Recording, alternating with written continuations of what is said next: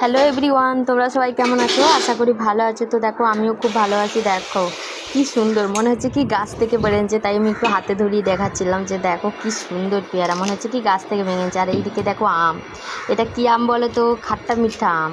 তো আমরা খুব এই গরমে না খাট্টা মিঠা আম এবং পেয়ারা খেতে খুব ভালোবাসি। তাই আমার কাকু দেখো খাট্টা মিঠা আম আর পেয়ারা নিয়ে এসছে।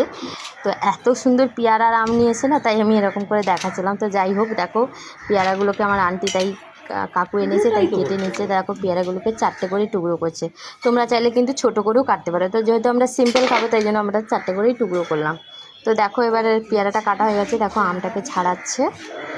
তো দেখো আমটাকেও ছাড়াচ্ছে। তো আমটাকেও এইভাবে পেয়ারার মতনই কেটে নেবে, বড় বড় করে। তো তোমরা চাইলে ছোটো করে কেটে এতে মশলা টশলা দিয়েও করতে পারো। তো তোমাদের কার কার এই গরমে আম এবং পেয়ারা খেতে ভালো লাগে অবশ্যই কমেন্ট করে বলবে।